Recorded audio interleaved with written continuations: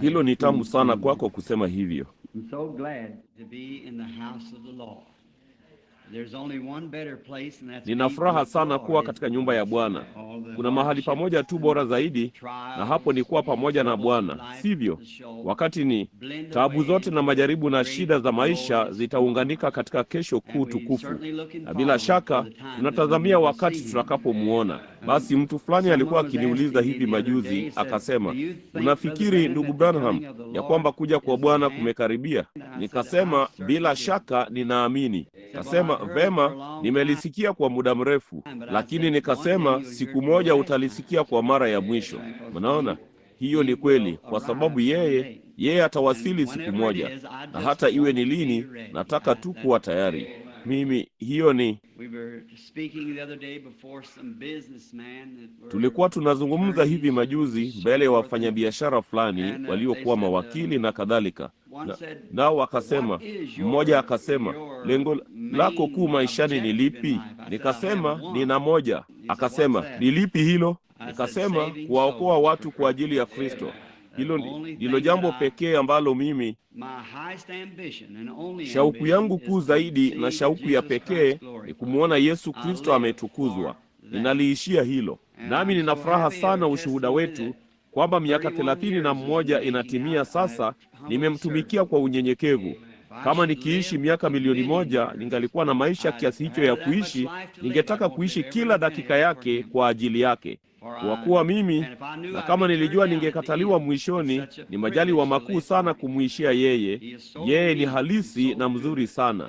Wala sijawahi kupata chochote katika safari zangu zote za maisha ambacho kwa njia yoyote kingelinganishwa na ushirika tulio nao pamoja tunapokuwa peke yetu, mimi na yeye. Hakuna ushirika mtamu zaidi. Ni mkuu kuliko upendo wa chochote, wa mke, watoto au chochote. Ni upendo wa Kristo. Ni mzuri sana.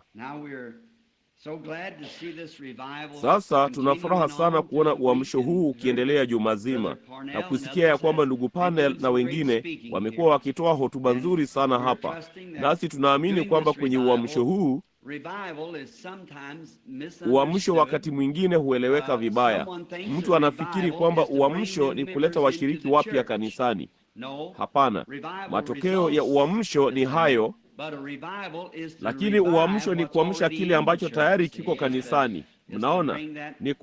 Ni kuwaleta hao. Kuna wakati mmoja niliposimama kando ya ufuo wa bahari, nami nadhani nimelinukuu mara nyingi, lakini ilikuwa muda mrefu, miaka mingi iliyopita.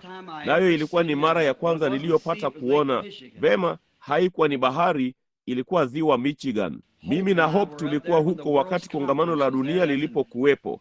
Hiyo ilikuwa, ninaamini, yapata mwaka wa 1922, ndugu Egan, vizuri ninavyokumbuka, wakati kongamano la ulimwengu lilipokuwa huko Chicago. Ilikuwa ndiyo mara yangu ya kwanza kuona eneo kubwa la maji.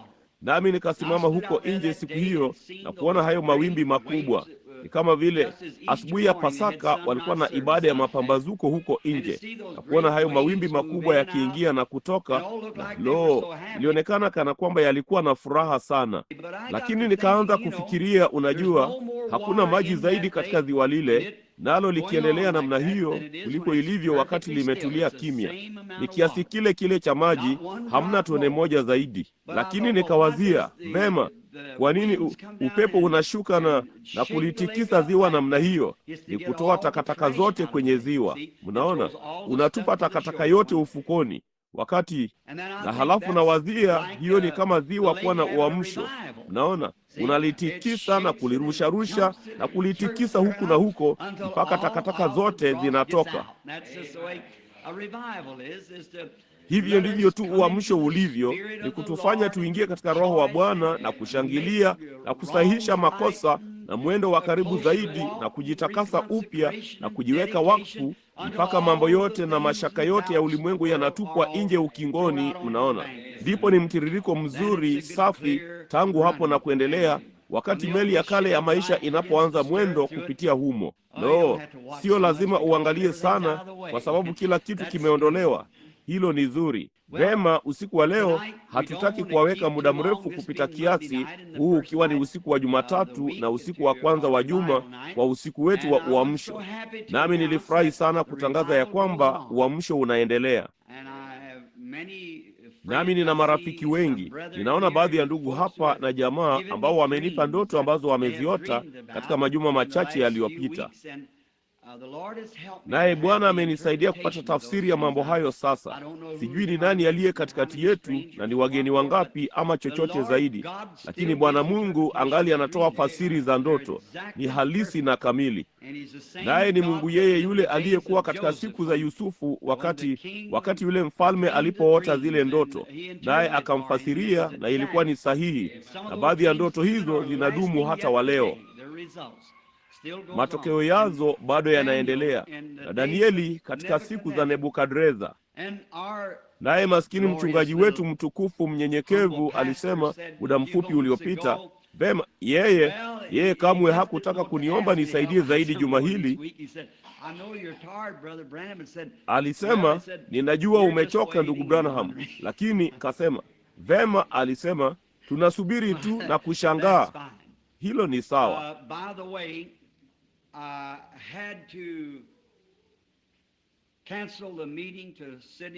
Jambo lingine, ilinibidi kufutilia mbali mkutano wa Sydney, Australia, kwa sababu wasingenipa visa wakati huu, mnaona, kuondoka Marekani wakati huu. Na kwa hiyo na mambo mengine, kwa hiyo siwezi kwenda kwenye wakati huu. Sijui ni lini nitakapoweza kwenda, lakini hivi karibuni nitaweza.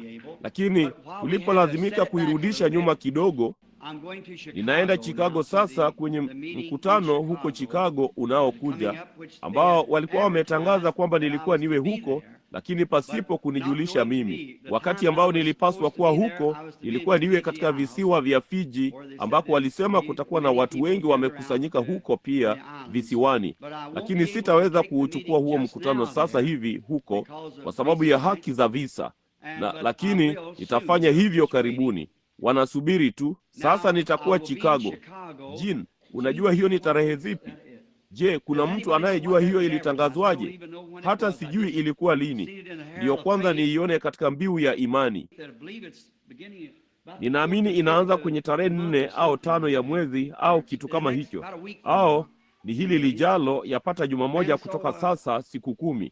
Na kwa hivyo nimekuwa chini ya majaribu mengi, nami nataka maombi yenu. Sasa usiku wa leo nimechagua kusomwa kwa maandiko kadhaa, kama mngependa kusoma pamoja nami kutoka katika Yohana Mtakatifu mlango wa 13, sehemu tu. Ninyi mnaoziweka Biblia zenu karibu na mnapenda kufuatilia kusoma tunaposoma. Na mara baada ya ibada hii usiku wa leo kutakuwako na mazoezi ya harusi hapa. Kwa hiyo mara tu tunapofumukana, naomba tuharakishe sana tuwezavyo.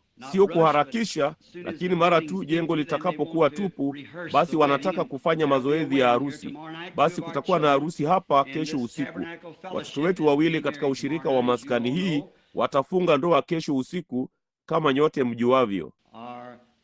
Ndugu yetu mpendwa David Wood atamuoa Marilyn Jeffries kesho usiku maskanini, kabla tu ya zile ibada. Na kwa hivyo harusi hii inapaswa kufanyiwa mazoezi. Nini tu, haitakuwa rasmi, itakuwa harusi nusu rasmi kesho usiku. Sasa kabla hatujalisoma neno lake, na tuombe. Father God, as we come most reverently into your presence, Baba Mungu, tunapokuja kwa uchaji sana mbele zako, tukilitanguliza jina litoshelezalo kwa yote la Yesu, tumehakikishiwa kwamba utatusikia, kwa sababu yeye alisema, muombeni Baba lolote katika jina langu nitalitimiza. Kwa hiyo tunakuja kama Wakristo waaminio kwa ujasiri kwenye kiti cha enzi cha neema, tukijua jambo hili, kwamba ikiwa mioyo yetu haituhukumu, basi tunajua maombi yetu yamejibiwa na Mungu.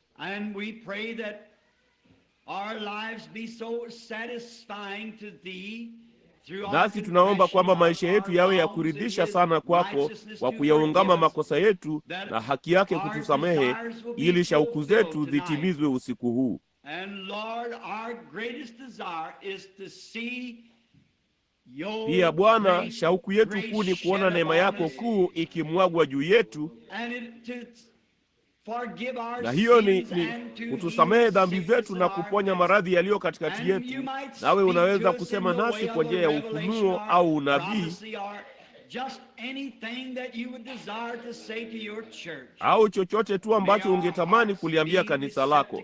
Mioyo yetu na iwe vipokezi vya Roho wako. Jalia tuunganishwe sana na ule mkondo mkuu usiku wa leo, Roho Mtakatifu apate kusema na mioyo yetu na kupata utukufu kutokana na uwepo wake. Sasa Bwana, tungewaombea wote walio wagonjwa na wahitaji, kwa maana kabla tu ya kuja, jinsi ambavyo katibu wetu alivyoweka mezani pangu katika siku 2 zilizopita, safu ndefu tu za majina kote nchini, wanaoteseka, wanaokufa, dharura zilizoandikwa kwa rangi nyekundu. Nami ninapoweka kidole changu juu ya kila mmoja wao, nikishuka kwenye ukurasa, Mungu, mbele ya kanisa hili usiku wa leo, ninasihi kwa ajili ya neema na rehema zako kwa kila mmoja. Wewe wajua kila mmoja wao na wanachohitaji. Wala hatutawasahau wale Bwana ambao wanapata ahueni usiku wa leo, walio huko katika nyumba za wazee na wasiojiweza. Oh Lord God, many of those are blood-washed children of thine. Bwana Mungu, wengi wa hao ni watoto wako waliooshwa kwa damu. Lo, tunapozeeka na wapendwa wetu wamesahau, kuna faraja moja tulio nayo. Mungu kamwe hasahau. Matendo yetu yote yameandikwa kwenye kitabu cha uzima, na milele yako mbele zake, nasi twawaombea usiku wa leo Bwana. Tunaomba rehema kwa taifa letu, na kwa wale wanaotenda dhambi na kufanya maovu, na kwa wale walio kwenye vyumba vya pombe na katika maeneo mbalimbali ya dhambi. Usiku wa leo tungeomba neema ya kusamehe Bwana. Nasi tunaomba ya kwamba utatutegemeza sana Bwana, hata mioyo yetu itajaa sana upendo kwa ajili yako, hata itakuwa ni shauku yetu kuu kukutumikia wewe na kuwaona hao wakiokolewa. Bariki kusomwa kwa neno na yote tufanyayo. Kwa unyenyekevu tutainamisha vichwa vyetu na kukushukuru wewe, kwa kuwa tunaomba katika jina la Yesu. Amina. Sasa fungueni kitabu cha Yohana Mtakatifu mlango wa 13, tutasoma kwa sehemu. Basi kabla ya sikukuu ya Pasaka, Yesu, hali akijua ya kuwa saa yake imefika atakayotoka katika ulimwengu kwenda kwa Baba, naye ali amewapenda watu wake katika ulimwengu, aliwapenda upeo. Hata wakati wa chakula cha jioni, naye Ibilisi sasa amekwisha kumtia Yuda Iskariote mwana wa Simoni moyo wa kumsaliti. Yesu, hali akijua ya kuwa Baba amempa vyote mikononi mwake, na ya kuwa alitoka kwa Mungu naye anakwenda kwa Mungu, aliondoka chakulani, akaweka kando mavazi yake, akatwaa kitambaa akajifunga kiunoni. Kisha akatia maji katika bakuli, akaanza kuwatawadha wanafunzi miguu na kuifuta kwa kile kitambaa alichojifunga. Hivyo yuaja kwa Simoni Petro, naye Petro akamwambia, Bwana, wewe waniosha miguu mimi?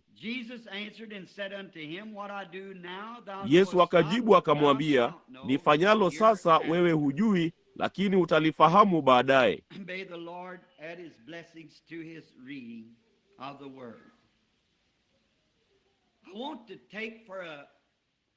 Bwana na aongeze baraka zake kwenye usomaji wake wa neno. Nataka kuchukua somo usiku wa leo kwa muda mfupi tu, somo la sura za Kristo.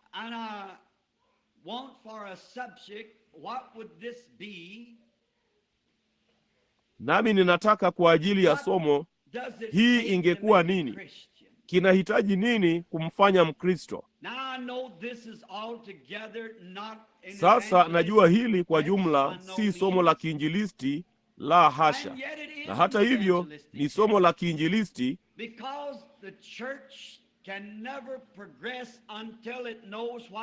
kwa sababu kanisa haliwezi kamwe kuendelea mpaka lijue linaendelea kwa misingi gani. Nami ninaamini kwamba kabla mtu yeyote hajaweza kutenda kazi ama kupata imani halisi yenye matumaini, ni kwanza wanapaswa kujua mahali wanaposimama na jinsi ya kusimama baada ya kuchukua msimamo wao. Naamini hilo ni muhimu, kwa maana huwezi kujitumbukiza tu katika jambo fulani bila kufikiria kwa imani wakati hujui unakotumbukia.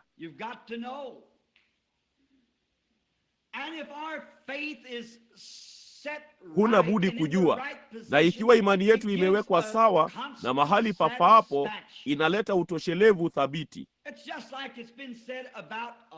Ni kama tu vile ilivyosemwa juu ya mwanamke ambaye labda wakati ameolewa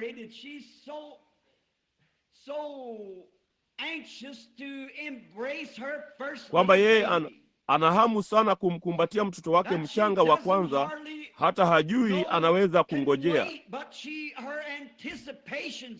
Lakini yeye, ndivyo matarajio yake yalivyo. Lakini nyuma ya hayo kuna hofu, kama haionekani upesi kwamba hatampata mtoto huyu, basi hiyo inamsukuma mbali zaidi wakati wote. Sasa kuna tiba wanayotumia siku hizi, nayo imetumika katika nyakati zote. Iwapo mwanamke huyo anaona au anaamini kwamba hata mzaa mtoto huyu, kama atatoka tu na kumwasili mtoto, basi muda si muda, mwajua, atapata wake mwenyewe. Sasa hiyo imethibitishwa kuwa ni kweli mara 9 kati ya 10. Kwa sababu mkazo huo wa kushangaa, lo, labda sitampata. Lakini hilo linahitaji utoshelevu huo mdogo pale, nayo labda ni njia ya Mungu ya kumweka katika hali inayofaa, ndipo atampata mtoto wake mwenyewe, kwa sababu hofu hiyo na matarajio hatimaye yatamwacha.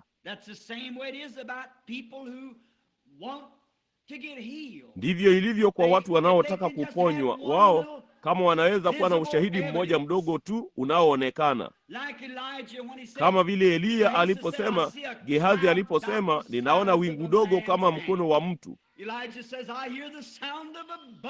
Eliya anasema, nasikia sauti ya mvua tele. Aliona ushahidi.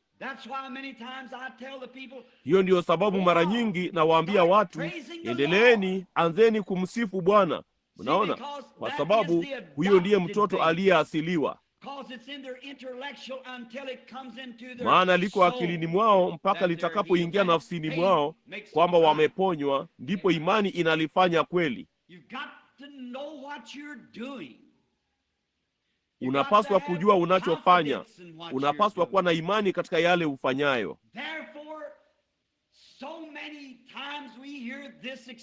Kwa hivyo mara nyingi sana tunasikia usemi huu, lo, Mkristo ni nini?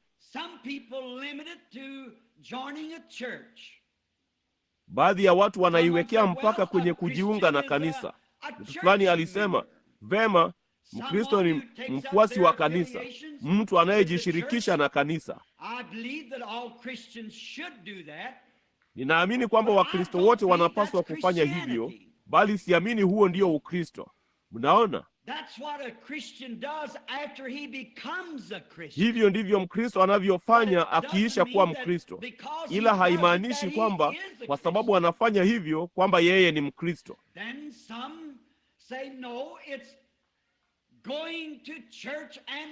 Kisha wengine wanasema, hapana, ni kwenda kanisani na kutumikia adhimio la kanuni za imani na kuwa mwaminifu kwa yale mambo ambayo kanisa hufundisha. Halafu wapo wengine wanaosema kwamba labda ni kubeba maskini kitu fulani, msalaba mdogo ama chochote kile, kwamba hiyo ndiyo ishara ya Mkristo. Vema, halafu kuna wengine wanaoamini kwamba huenda ikawa labda kama wangeweza kuwasha mshumaa au kufanya namna fulani ya kitubio kwamba huyo ni Mkristo. Ikiwa watazamishwa tu majini au watatoa sadaka au kulipa kanisa kitu fulani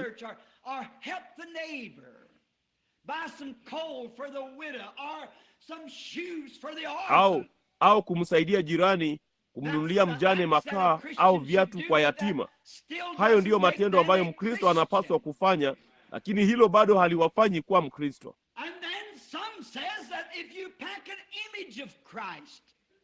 Halafu wengine wanasema ya kwamba ukiweka sanamu ya Kristo kwenye gari lako au kwenye ukuta wako, kwamba hiyo ni ishara ya Mkristo.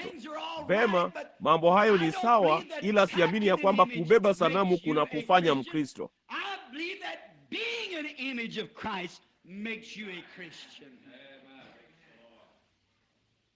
Ninaamini ya kwamba kuwa mfano wa Kristo kuna kufanya kuwa Mkristo. Sio kile tufanyacho kwa nje, ni kile kilichotukia kwa ndani ndicho kinachotufanya kile tulicho.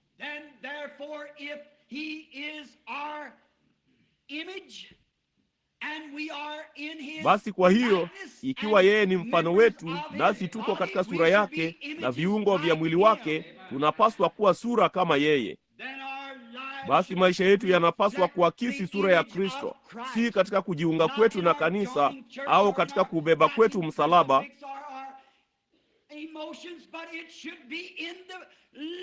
ama mihemko yetu, bali inapaswa kuwa katika uwepo ulio hai wa Mungu aliye hai, ambao unaakisiwa kupitia maisha yetu. Nimeambiwa na mabingwa kwamba kabla hawajakuwa na siku za kiyeyushi, kutoa takataka katika dhahabu, kutoa chuma na kimbwi. Kimbwi inafanana sana na dhahabu halisi, hata inaitwa dhahabu ya mjinga. Lakini jinsi walivyotoa hayo yote, waliipiga kwa nyundo. Wahindi walikuwa wakifanya hivyo, na wafua dhahabu wa kale walikuwa wakifanya hivyo, kuipiga kwa nyundo na kuigeuza tena na tena na kuipiga mpaka takataka yote ikatoka ndani yake. Na njia pekee waliojua ya kwamba ilikuwa imebaki tu dhahabu ilikuwa ni wakati mpigaji aliweza kuona uakisi wake ndani yake. Yule ambaye alikuwa akipiga angeweza kuendelea kutazama hadi karibu aweze kujinyoa kwa uakisi wake katika dhahabu aliyokuwa akipiga.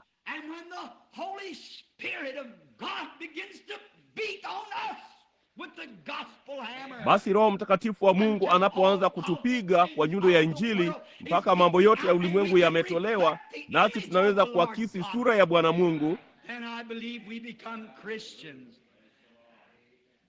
ndipo ninaamini tunakuwa Wakristo. Maana neno Mkristo linamaanisha kama Kristo na kumwakisi yeye. Sasa hiyo haimaanishi kwamba tunapaswa kufuga ndevu ndefu kama wasanii wanavyomchora kuwa nazo, na wala haimaanishi kwamba tukuze nywele ndefu kama wasanii wanavyomchora kuwa nazo,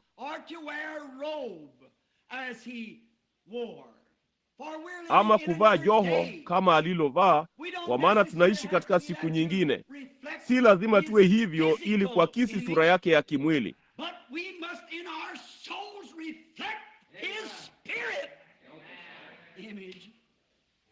lakini ni lazima nafsini mwetu tuiakisi sura ya Roho wake na namna ya maisha yake. Siamini kwamba Wakristo ni wa kujiunga na makanisa au kanuni za imani. Naamini ni uakisi wa Yesu Kristo katika mwanadamu, kwa maana sisi ni washiriki wake, washiriki wa mwili wake, nasi tunauchukua mfano wake. Maandiko yanasema. Sasa yeye alikuwa na mfano wa aina gani? Hakuja kuwa mtu fulani mkuu, hata hivyo alikuwa ni mkuu. Lakini alikuja kama mtumishi. Hakuja kutumikiwa, bali kutumika. Somo letu usiku wa leo linaakisi kile yeye alichokuwa. Hicho ndicho kinachomfanya kuwa mkuu katika makadirio yangu. Hata hivyo, akiwa ndiye Mungu wa milele hasa, Mungu yule yule aliyeziumba mbingu na nchi, Ndipo alipokuja hapa, alichukua nafasi ya chini kabisa, kazi isiyotamanika kabisa ambayo mtu yeyote angeweza kuwa nayo. Hiyo ilikuwa ya mtumishi muosha miguu. Katika malipo yote ya siku za mwanzoni katika ulimwengu wa mashariki, mtumishi muosha miguu alikuwa ndiye mwenye mshahara mdogo kuliko wote. Kwa maana katika siku hizo wanyama walitembea kwenye barabara kuu, zile njia za kando walizopitia. Basi barabarani kulinuka kote barabarani ambapo wanyama walikuwa, nayo mavumbi yakaruka juu na kuifunika miguu yao na nyayo zao, na uvundo mbaya sana ukatokea. Basi mara tu mtu alipokuja kumtembelea mwingine, hangeweza kuingia kwa namna hiyo. Alinuka vibaya kutokana na uvundo wa barabarani na mavumbi, kama kwenye banda la farasi wa kukodiwa. Kwa hiyo jambo la kwanza alilofanya, alikuwa na kibanda kidogo, kibanda cha mapokezi, na mtu mwenye mshahara mdogo zaidi mahali hapo, kama vile tu mtumwa fulani, alikaa huko nyuma apate kuosha miguu ya mgeni huyu ajaye na kumpa jozi nyingine ya viatu avae, maskini ndara, kumvisha. Kisha akapakwa mafuta, na basi pamoja na mafuta ndipo angeweza kuingia basi kuwa mgeni wa rafiki yake, maana angejisikia hafai kuingia amejaa uvundo wa barabarani na jasho na kadhalika. Naye mtumishi muosha miguu alipata mshahara wa chini sana kuliko mtu yeyote aliyekuwapo. Naye Mungu wa mbinguni akajinyenyekeza kuwa yule mkubwa kuliko wote aliyekuwapo, akawa wa chini kuliko wote aliyekuwapo.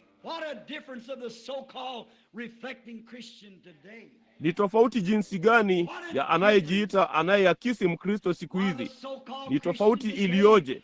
Mbona anayejiita Mkristo siku hizi anataka kutumikiwa? Anaanza kuwazia kwamba yeye ni mtu wa maana. Ilikuwa ni tofauti jinsi gani ilivyokuwa wakati anapomwakisi yeye. Kamwe yeye hakuja kutumikiwa, lakini yeye alikuja kutumika. Aliye mkubwa kwenu na awe mtumishi wa hao wote. Nasi tumeona siku hizi kwamba mwelekeo wetu wa kisasa wa Ukristo ni mimi ni mtu wa maana na wewe si kitu. It should not be that way. Lo, ni makosa. Haipaswi kuwa hivyo. Tunajaribu kuuakisi Ukristo kwa njia mbaya. Mungu hataki tufanye hivyo. Tuliimba wimbo kuwa kama Yesu, lakini napofikia kunyenyekeza kiburi chetu na kushuka chini kama yeye alivyofanya, basi tunaweka mpaka. Na katika kufanya hivyo, mwanadamu amejiundia madhehebu wapate kujitenga. Inaonekana hawana roho kama maandiko yalivyosema.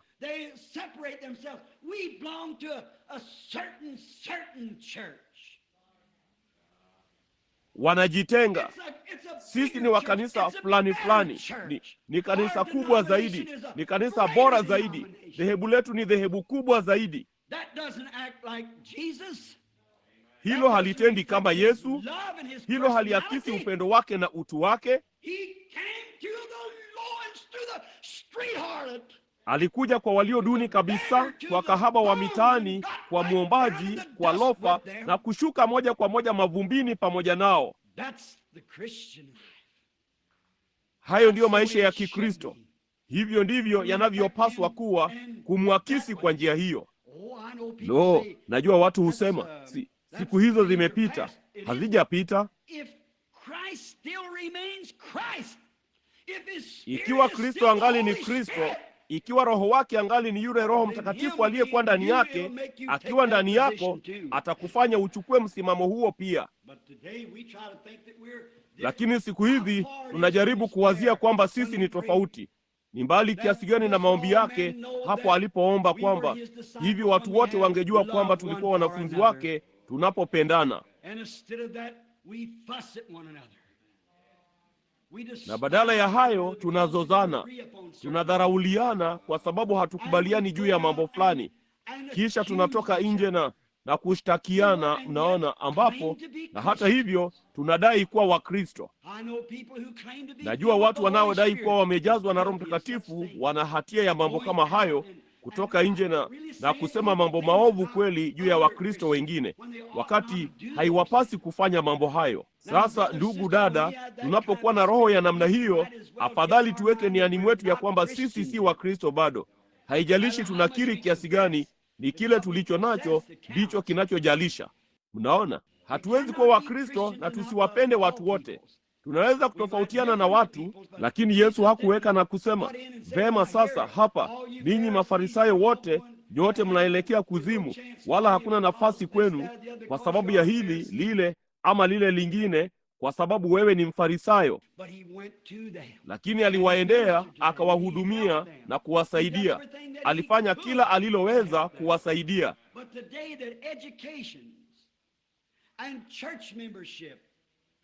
Lakini siku hizi elimu na ufuasi wa kanisa na vifungo vya ulimwengu vimelileta kanisa pamoja hivi kwamba mambo ya kiakili yamechukua mahali pa ya kiroho.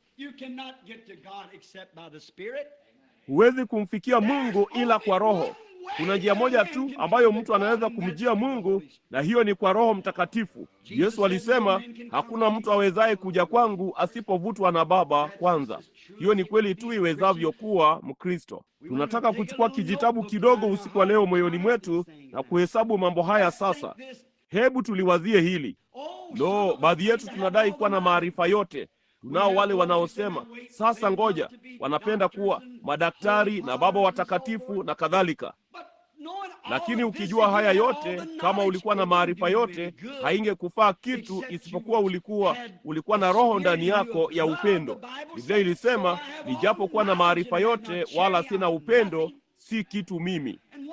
Nayo maarifa yetu yana faida gani mtu anaposema, nisingeenda kwenye uamsho kama huo kwa sababu hao si watu wenye elimu, nisingeshirikiana nao. Haidhuru kama hawajui abache zao ama la, wanaweza kumjua Kristo. Bila shaka huwezi kushuka kupita kiasi. Mungu na amweke roho huyo ndani yangu daima. Haijalishi ni duni jinsi gani, anachoamini, asichoamini, ni kanuni gani ya imani, rangi ama nini, ninataka kunyoosha mkono na kumsaidia. Hakika ninamtaka roho huyo ndani yangu. Sitawazia mimi ni bora kuliko mtu mwingine. Ningeweza kuweka kifua changu mbele na kusema, watu wote husimama ninapoingia, au nina uamsho mkubwa kuliko hao wote. Mimi ni nani kwa vyovyote vile ila udongo ambao Mungu ameufanya? Hebu nijinyenyekeze, maisha yake yapate kuakisiwa. Hebu Wakristo wote tujisikie hivyo. Maarifa hayatufikishi popote. Kwa mfano, vipi kama kuna kizimba kilichojaa kurumbizi, nacho hicho kizimba ni kikubwa kama maskani hii? Ndipo maskini kurumbizi mmoja aruke ndani ya hicho kizimba na kusema, mabwana, nataka kuwaambia ninyi nyote jambo fulani. Inatokea kwamba mimi ni bora kidogo kuliko ninyi nyote. Unaona, mimi ni kurumbizi anayejua yote kuhusu wanadamu. Naweza kuyaelezea yote. Nimemwona yule mama akitembea kwenye nyumba. Nimewaona watoto wakicheza. Ninajua yote kuyahusu. Sasa ninyi nyote nisikilizeni. Na yapata wakati anapofoka maneno kutoka bongoni mwake, mwanachuoni wa chuo kikuu cha Princeton anaingia, mwenye ufasaha kabisa wa lugha. Basi anaanza kuendeleza mazungumzo na maskini kurumbizi huyo, akitumia sarufi ya juu kabisa awezavyo, huku anamzungumzia maskini kurumbizi huyu. Ningewazia maskini jamaa huyo angekigeuza kichwa chake kwa upande. Angesikiliza kutoka upande mmoja hadi mwingine, lakini hajui kitu anachozungumzia. Hata hivyo anaweza kumsikia, hata hivyo anaweza kumuona, lakini elimu yake inafaa nini? Bure, kwa sababu hajui yale huyo mtu anayozungumzia. Kwa nini? Ana ubongo wa kurumbizi, hana ubongo wa mwanadamu. Anaelewa tu jinsi kurumbizi wanavyoelewa. Basi hivyo ndivyo binadamu walivyo. Sijali una akili kiasi gani, tungali tuna ubongo wa kurumbizi, kwa sababu sisi ni wanadamu tu.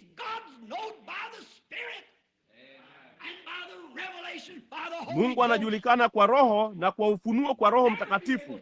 Kamwe hatutaweza kumwelewa kwa elimu.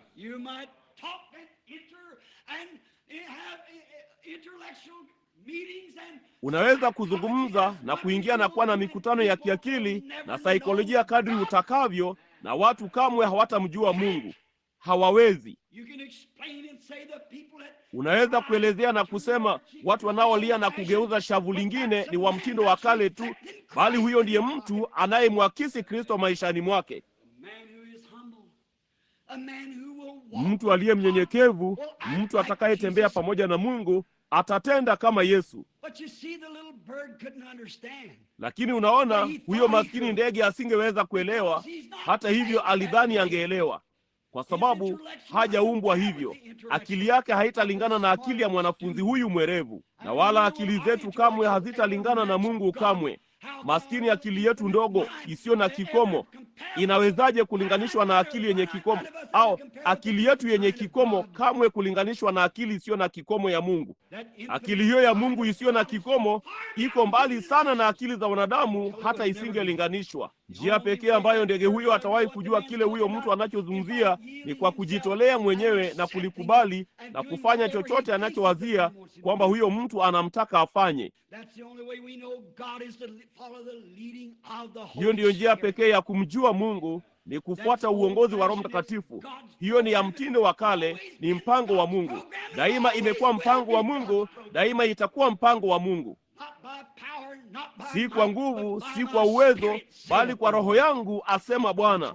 Hapo ndipo inapokujia. Longfellow wakati mmoja alisema hivi: njia ya kufanikiwa ni kutafuta hoja inayostahili ambayo inazungumziwa, hoja inayostahili ambayo inazungumziwa, na halafu uishikilie. Hakika jambo linalozungumziwa, linalokataliwa na sayansi, na iwapo linafaa, basi lishikilie. Unajua, katika mwaka wa 1872 shirika la matibabu la Marekani lilikataa hodhi. Walisema zinakiuka kanuni za afya kabisa. Kisha kasema zitaeneza magonjwa. Hodhi hatimaye wakazikubalia. Nayo injili hii ya mtindo wa kale tunayozungumzia, iliyooshwa kwa damu ya mwanakondoo, inaweza kuonekana kuwa ya mtindo wa kale, lakini itawabidi kuijia siku moja. Ni jambo linalofaa. Lishikilie kwa yote ulionayo. Ni njia iliyooshwa kwa damu ambayo humsafisha mtu, sio kwenda hapa nje wakinywa pombe na kuvuta sigara na kukusanyika pamoja na kujiita Wakristo kwa sababu wao ni wafuasi wa kanisa. Ni yule Roho Mtakatifu safi asiyegoshiwa katika maisha ya mwanadamu anayemwakisi Yesu Kristo, mwana wa Mungu. Hiyo ndiyo sababu watu siku hizi wanakataa kuzaliwa upya. Wana kile wanachoita kuzaliwa upya, njia ya kupeana mikono na mchungaji, lakini huko si kuzaliwa. Sababu ya wao hawatakukubali, hiyo ndiyo sababu wanaenda kujiunga na makanisa, kwa sababu wanaweza kuja kwa njia fulani ya kiakili. Mungu alisema mtu asipozaliwa mara ya pili hawezi hata kuuona ufalme wa Mungu. Haidhuru una akili jinsi gani ama unadai kuwa Mkristo mzuri jinsi gani, huna budi kuzaliwa mara ya pili. Unasema, basi ndugu Branham, itanibidi nije kwenye misheni fulani ndogo. Hiyo haimaanishi hivyo. Inamaanisha unapaswa kupokea kuzaliwa upya. Huna budi kuzaliwa mara ya pili. Hili ni kusanyiko lililochanganyikana, lakini nitasema kitu fulani. Kuzaliwa ni nini? Kama kuzaliwa kukifanyika kwenye godoro la majani makavu, au kukifanyika sakafuni, ama katika hospitali ambayo viumba vimenakshiwa katika hariri ya waridi, ni mchafuko vyovyote unavyokuchukua. Hiyo ni kweli. Vivyo hivyo na kuzaliwa upya ni mchafuko vyovyote unavyokuchukua, bali kunaleta uhai. Amina. Kunaleta uhai. Uhai wa aina gani? Uhai wa mtumishi, kujinyenyekeza, kujikana. Ni uhai wa namna hiyo. Wanasema, lakini nimewaona wakilia na kudorora madhabahuni na kupiga makelele. Hakika wanazaliwa. Ni mchafuko, sijali unaenda wapi. Unaweza kuinuka, uso wako wote umejaa machozi na macho yako mekundu na mikono yako imejeruhiwa kwa kupiga madhabahuni, lakini ni kuzaliwa. Kuna kufanyia jambo fulani, kuna kufanya mtumishi, kuna kuondolea ugumu. Unafanya sura, kufinyanga maisha mapya, kiumbe kipya. Unaweza kuwa umechafuka kabisa unapoamka, lakini umezaliwa mara ya pili. Haijalishi uko wapi, unafanya maisha mapya. Unaleta maisha mapya ya mfano. Unakufanya mtumishi. Unataka kutumika basi. Yesu anataka tutumikiane, tupendane. Na tunapotumikiana, tunamtumikia yeye. Sasa kumbukeni, wagonjwa pekee ndio wanaohitaji uangalizi, huduma. Wagonjwa tu wanahitaji uangalizi. Basi unapomwona mhubiri, na hebu nisiiwekee mipaka tu kwa mhubiri, lakini hebu niiweke kwa kila mshiriki wa kanisa ambaye anataka uangalizi. Mimi ni mtu wa maana. Kumbuka tu, huyo hapo mgonjwa wa kiroho. Wanahitaji kushughulikiwa. Wanahitaji kushughulikiwa na Roho wa Mungu kuwapa kitu kitakachowaondolea mtazamo huo na kuwaponya kutokana na ubinafsi wao na mawazo yao makubwa na niye mkubwa na mdogo wewe. Roho Mtakatifu hutufanya sisi sote kuwa sawa. Ugonjwa mwingi mno wa kiroho, upungufu wa damu. Unajua anemia ni nini? Ni mtu asiye na damu. Wanatembea kigeni. Wao ni shagalabagala, ovyo ovyo wakati wote. Na hilo ndilo tatizo la washiriki wetu wengi wa kanisa siku hizi. Wamepungukiwa na damu. Wanahitaji kupewa damu ya Kalvari ambayo itawapa damu tajiri ya kifalme, kuwafanya watembee katika mtindo wa kale, njia ya Mungu iliyochimbwa na Roho Mtakatifu, ambayo itawapa kitu cha kuishia, kuwapa ujasiri utakaowafanya watembee katika sura ya Bwana wao. Kwangu mimi, kama ningelikuwa na chaguo la kufanya, ninataka liwe kama yeye alivyokuwa.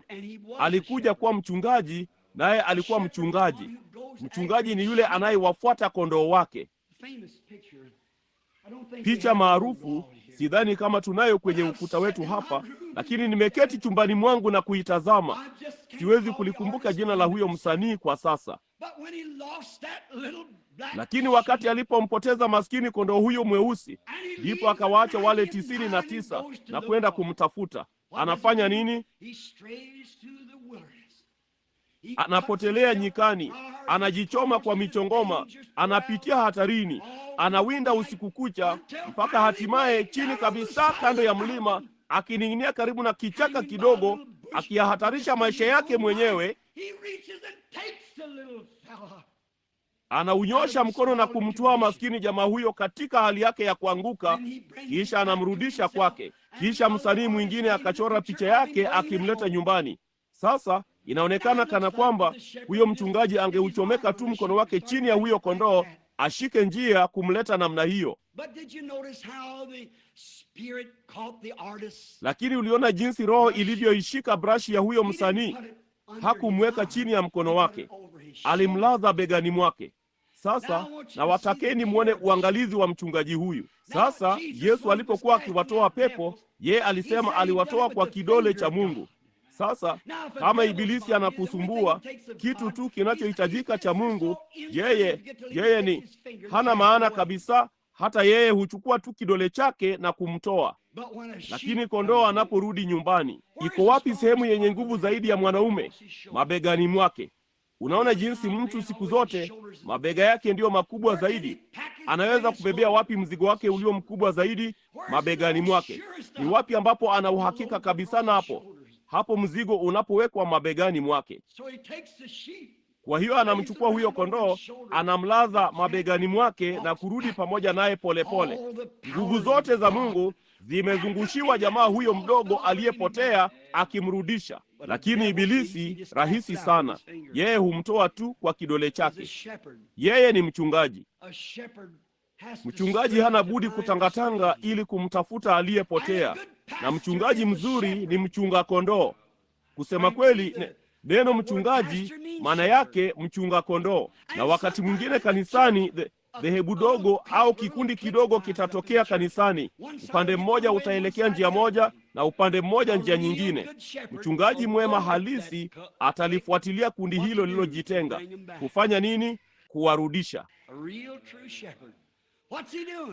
Mchungaji halisi wa kweli anafanya nini?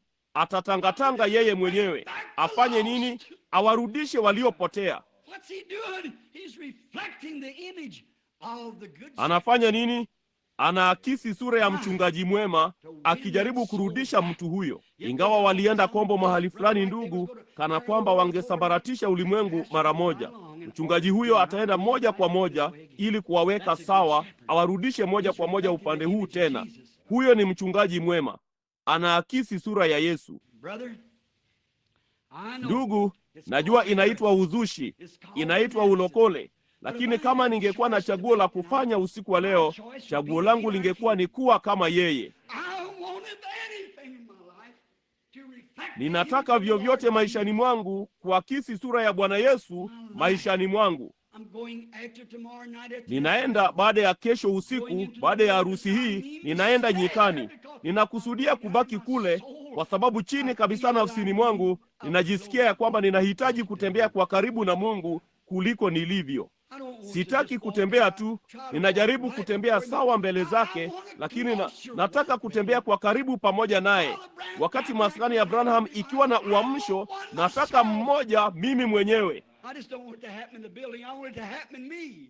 Sitaki tu ufanyike jengoni, nataka ufanyike ndani yangu. Nataka kutembea kwa karibu. Ninamtaka Roho Mtakatifu kwa zaidi ndani yangu, kumwakisi Kristo ndani yangu. Ninataka kuwa kama yeye. Najua kwamba kila Mkristo wa kweli anataka kuwa kama yeye. Hiyo ndiyo shauku ya moyo wangu, kuwa kama Yesu. Yeye, mbona nataka yeye awe nini wangu? Nataka yeye awe nini? Yeye ndiye mfano wa kile ninachotaka kuwa. Basi tazama, itamhitaji Roho Mtakatifu kufanya jambo hilo. Hicho ndicho kitu pekee kinachoweza kufanya hivyo. Sipendezwi na seminari na yale mtu fulani aliyo nayo ya kuniambia. Sijali kuhusu kubusu msalaba au kuivuta moyoni mwako, wala kuomba dua kwa wafu. Ninavutiwa na jambo moja, hilo ni Roho Mtakatifu kwa zaidi kumtawala William Branham. Sivutiwi na kujiunga na kanisa kubwa kuliko nililojiunga nalo. Mimi ni mshiriki wa kanisa halisi la Mungu aliye hai, mzaliwa wa kwanza. Nilizaliwa ndani yake, nami nataka Roho Mtakatifu kwa zaidi maishani mwangu, kumwakisi Kristo ambaye ninampenda. Sijali ni ubapa gani au kiwango gani ninachopaswa kuingia ili kumpata. Sijali kama itanibidi kwenda hapa au kwenda kule, niitwe mlokole, mtakatifu anayejibingirisha, chochote kile. Ninataka maisha yake yaakisiwe zaidi. Sivutiwi na ubapa ninaopaswa kuufikia. Ninavutiwa na Roho Mtakatifu ili niweze kuwa mtumishi zaidi kama yeye alivyokuwa. Alikuwa mtumishi wa Bwana. Kamwe hakuja kutumikiwa ama kutumika. Kamwe hakuja apate kutumikiwa, lakini kutumikia. Yeye alichukua mahali pa mtumishi. Na kama mfalme wa mbinguni angeweza kufanya hivyo, na sisi ni viungo vya mwili wake, hebu sote tuwe vivyo hivyo. Sio kuwa tofauti, bali tujinyenyekeze mbele zake. Haidhuru ulimwengu unataka kusema nini ama watu wenye akili, usiliwazie hilo. Pokea tu Roho Mtakatifu kwa zaidi na uwe kama Yesu, mnyenyekevu, mpole, vumilivu. Chukua mahali pake, naye atachukua pako kwenye ile hukumu. Hebu tuinamishe vichwa vyetu kwa dakika moja. Je, ningeweza kuona usiku wa leo kundi la mikono katika jengo hili la washiriki wa kanisa hili na makanisa mengine? Ninaposema kanisa hili, namaanisha tu kuna kanisa moja tu. Hilo ni kanisa la mzaliwa upya, kanisa la mzaliwa wa kwanza, kanisa la Yesu Kristo, wasiozaliwa na ulimwengu, bali wamezaliwa kwa Roho wa Mungu. Ningeweza kuona lundo la mikono ikiinuliwa na kusema, Mungu, nifanye kama Yesu. Nifinyange, Bwana, unioshe, Mungu. Mungu aibariki mioyo yenu. Unioshe nami nitakuwa mweupe kuliko theluji. Bwana, kuna dosari ndogo na mipindo katika maisha yangu. Nimekuwa nimeketi nikimsikiliza ndugu Panel na ndugu Neville na wahudumu wengine wazuri na ndugu Collins na wengi wa hao ndugu wanaohubiri. Nimekuwa nikisikiliza, lakini Bwana, usiku wa leo nimefikia tu uamuzi huu. Wananiambia nini? Wanajaribu kunielezea nini? Ninaona kwamba wanajaribu kunifanya niwe kama Yesu, wala hakuna njia kwangu kufanya hivyo. Mimi ni chui, nina madoadoa, na nikiyalamba ninayafanya tu kuwa meupe zaidi. Yanakuwa dhahiri tu zaidi kwa ulimwengu. Bwana, nijalie nijipoteze. Sijali inaonekana ni mchafuko wa namna gani kwa ulimwengu. Ninataka nizaliwe mara ya pili kwa Roho wa Mungu. Nami nakutaka wewe Bwana unijaze usiku wa leo na Roho wako Mtakatifu. Nioshe, nitakase. Chukua damu ya Yesu unitakase, unisafishe. Kisha unijaze mpaka nipoteze nafsi na niipate Bwana ndani yako. Ee Bwana Mungu, muumba wa mbingu na nchi, uliyemfufua tena Bwana Yesu katika wafu, ukamfufua kwa Roho wa milele wa Mungu ahuishaye, ukaufufua mwili huo uliokaa ndani yake, na umeuinua mpaka kwenye kiti cha enzi cha mbinguni. Alikuja kwa aliye duni sana duniani, yule kahaba, na akawa mtumishi aliye wa chini kuliko wote. Akaenda kwenye mji duni kuliko yote, akashughulika na watu duni sana, akapokea jina duni kuliko yote, na akawa maskini hohehahe. Hata kwa maumbile ndege wana viota na mbweha walikuwa na matundu, lakini mwana wa Adamu hakuwa na mahali hakulaza kichwa chake. Na hata hivyo, huyo Roho anayehuisha, ambaye alimheshimu mtumishi huyo wa kweli aliyejifanya mwenyewe mtumishi, tupate kuwa na mfano wa kufuata, alimfuata kutoka kwenye mashimo ya kuzimu yaliyoletwa na kaburi, kisha akaufufua mwili huo na kuuweka katika mbingu za mbingu, hata ameinuliwa juu sana, hata inamlazimu kutazama chini apate kuziona mbingu. Kisha akampa jina lipitalo kila jina linalotajwa mbinguni na duniani pia. Bwana, jalia tumpokee Roho wake usiku wa leo. Jalia hiyo iwe ndiyo njaa ya kila moyo humu ndani. Umeona mikono iliyoinuliwa Bwana, sio kukariri kanuni za imani wala kujiunga na makanisa au kuyabishania mambo haya au yale, bali tuwe wanyenyekevu mioyoni mwetu, tupate kufananishwa na sura ya Mungu. Jalia lifanywe na Roho Mtakatifu Bwana. Jalia Roho Mtakatifu wa Mungu atufinyange, sio kwa dhana ya kiakili kwamba tunapaswa kuwa na tutafanya hivyo, lakini huyo ni mtoto aliyeasiliwa. Lakini Bwana, jalia kweli litendeke kwa Roho Mtakatifu na kuzaliwa upya kunapotugeuza kwa kufanywa upya kwa roho zetu, kutufanya kama yeye. Yasikie maombi yangu Bwana. Ni dhaifu, najua Bwana ni dhaifu. Sio kwamba tu ninawaombea wale walioinua mikono yao, lakini kwa mikono yangu mwenyewe iliyoinuliwa juu, nifanye kama yeye. Mungu, haidhuru itakubidi kunifanyia nini, ni ubapa gani ninaopaswa kupanda, nifanye kama yeye. Nataka kuwa kama Yesu moyoni mwangu. Nijalie Bwana, wala si mimi tu, bali wafanye hawa wote hapa usiku wa leo hivyo.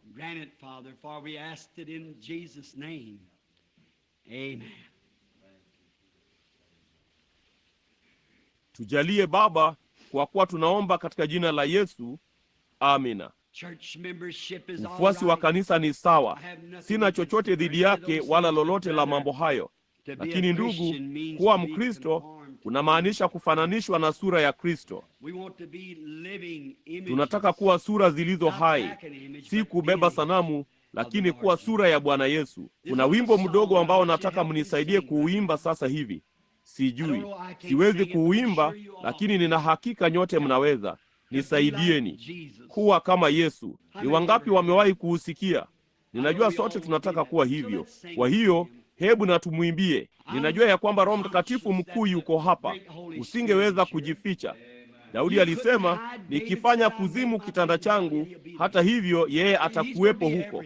Naye atakuwa kila mahali. Kwa hiyo, yeye yuko papa hapa usiku wa leo. Anajua kila hatua, kila tendo, kila kitu tunachofanya, kila sura, kila wazo. Anajua yote kulihusu.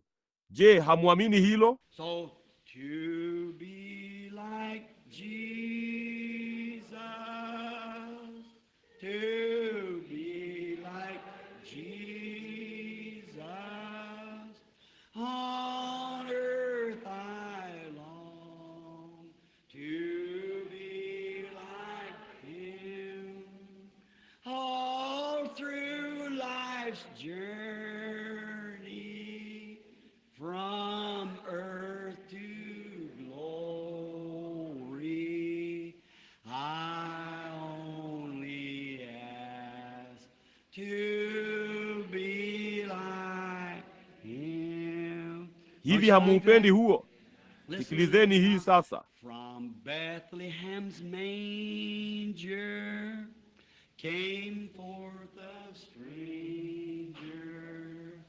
On earth I long to be like Him, all through life's journey, from earth to glory, I only ask to be like Him.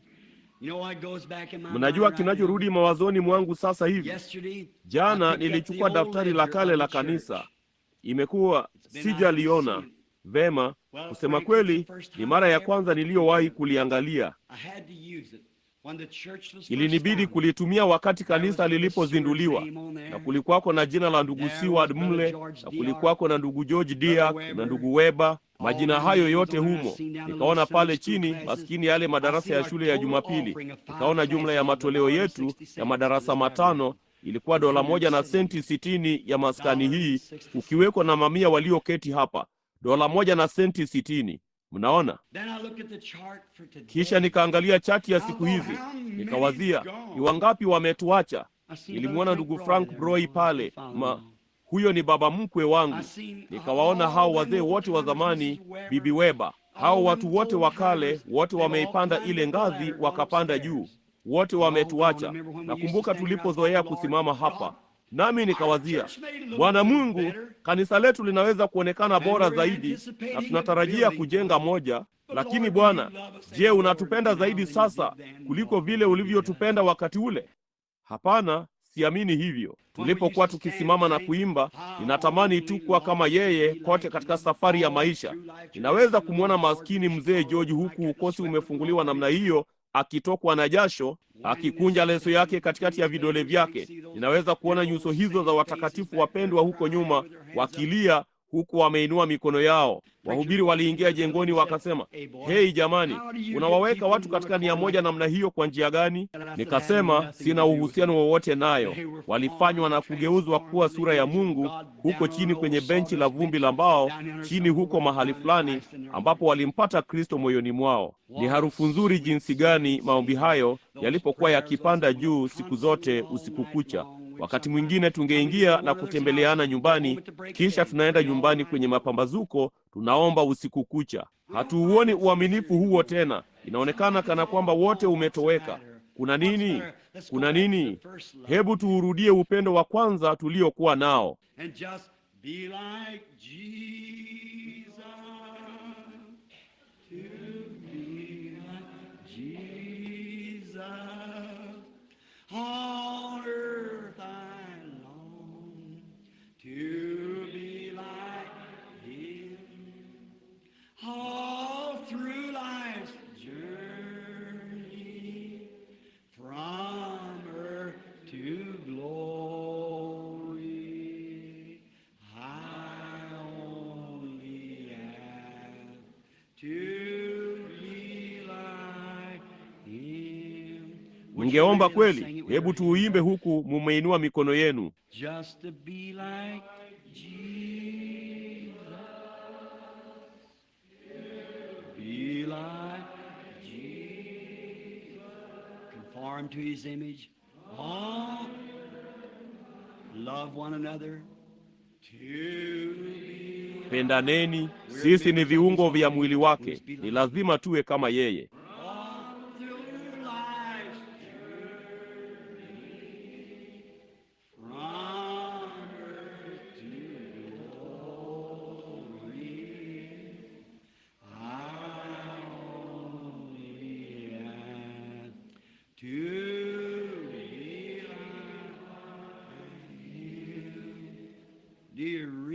Mnamaanisha hilo kweli? Semeni amina. Sasa hiyo si ni roho tamu? Ningependelea kuwa nayo kuliko chochote nikijuacho ulimwenguni. Unaweza kuchukua ulimwengu mwingine wote na madoido yake, wasomi wako wote, madaktari wako wote, marabii, maaskofu, baba watakatifu. Nipe Yesu. Hiyo ni kweli. Hebu nimpate tu ile njia ya mtindo wa kale. Ninamhisi ndani kabisa moyoni mwangu na kutazama maisha yangu na kuona shauku zangu ni kumtumikia yeye, mnyenyekevu, mpole na mwaminifu. Hilo ndilo tunalohitaji, marafiki. Huyo ndiye Yesu. Huyo ndiye Yesu wa Biblia. Sio Yesu wa kiakili, bali Yesu wa nafsi. Yuko hapa usiku wa leo. Ni wangapi walio wagonjwa na wahitaji? Inueni mikono yenu. Unamhitaji Kristo. Wewe ni mgonjwa na unataka kuombewa? Inua mikono yako juu ili niweze kuona wewe ni nani. Vema, ni wangapi walio na shauku moyoni mwao ya kumwombea mtu mwingine ambaye ni mgonjwa? Hebu tuone mikono yenu ikiinuliwa. Vema, wapo wengi tu. Ni wangapi wanaoamini kwamba Yesu angali ni yeye yule? Hatuna kadi za maombi zilizosambazwa, si nini? Hakuna kadi za maombi, sivyo? Sidhani walikuwa humu. Je, mnaamini ya kwamba Yesu Mwokozi wetu anaweza kuja usiku wa leo kwetu? Na kama tukiimba, nami nikizungumza juu ya kuakisi sura yake, yeye angefanya nini kama alisimama hapa? Unafikiri angefanya kama alivyofanya katika Yohana 4, ambapo alimuona yule mwanamke kisimani na kumwambia, akajua yaliyokuwa moyoni mwake na kumwelezea na kumwambia, naye alijua yeye alikuwa ni Masihi. Mnaamini hilo? Mnamwamini Yesu yuyo huyo aliye kuhani mkuu, mkono wa Mungu? Unamwamini Yesu yuyo huyo usiku wa leo, ambaye alikuwa akitembea siku moja, wala hapakuwapo na mstari wa maombi, bali kulikuwako na maskini mwanamke aliyekuwa akitokwa na damu. Alipenya katikati ya umati mpaka akagusa vazi lake, akarudi na kuketi. Ndipo Yesu akageuka akasema, ni nani aliyenigusa? Je, mnaamini kwamba Yesu angali ni Yesu yeye yule leo, na shauku yake moyoni mwake? Mnaona, aliogopa, alirudi na kuketi, alisubiri. Ndipo Yesu akasema, ni nani aliyenigusa? Ndipo Petro mtume akamkemea akasema, Bwana, mbona kila mtu anakugusa? Akasema, naam, lakini huu ulikuwa mguso tofauti. Nguvu zilinitoka, niliuhisi. Naye akatazama pande zote kwenye kusanyiko mpaka akamwona maskini mwanamke yule, naye akamwambia kwamba alikuwa akitokwa na damu na imani yake ilikuwa imemponya. Je, huyo ndiye yule Yesu? Hivi tungeweza kujinyenyekeza usiku wa leo na kubadilishwa kwa kufanywa upya roho zetu na Roho Mtakatifu, tupate kutoa midomo yetu, macho yetu na imani yenu na imani yangu, hata angekuja kwenye hili kusanyiko na kutenda kazi ndani yenu na kutenda kazi ndani yangu, kulitimiza neno lake kwamba yeye ni kuhani mkuu wa maungamo yetu. Ameketi mkono wa kuume wa Mungu kufanya maombezi tunapoungama. Yeye pia ni kuhani mkuu anayeweza kuguswa jinsi ile ile yeye alivyoguswa alipokuwa hapa duniani na mambo ya udhaifu wetu. Je, mnaamini hilo? Yesu yule yule. Ni wangapi humu ndani walio na haja ya nafsi yako au ya mtu mwingine? Baadhi yenu ambao siwajui, mtu ambaye mnajua kwamba sijui hilo. Nitalisema hivyo. Sijui chochote kukuhusu wewe au haja yako, lakini unaamini ya kwamba Yesu yuko hapa kujifananisha mwenyewe, kujifanya mwenyewe aonekane kwetu, kutenda ndani yetu jinsi alivyotenda alipokuwa ndani ya Yesu Kristo. Je, unaamini hayo? Inua mikono yako, yeyote kati yenu ambaye unajua sikujui sasa. Unaona, sikujui. Vema, hebu tuone. Tunaweza kuzingatia wapi mara ya kwanza? Sasa iweni na kicho. Kama atafanya hivi, utamwamini kwa moyo wako wote.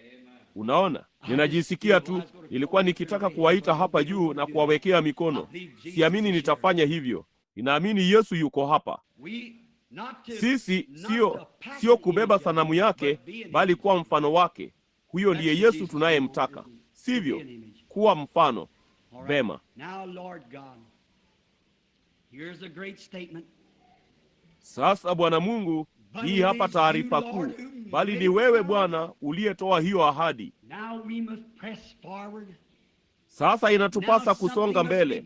Sasa jambo fulani halina budi kutendeka, ingawa sisi hata si madhehebu. Sisi ni maskini kundi dogo tu nyenyekevu la watu waliofunikwa.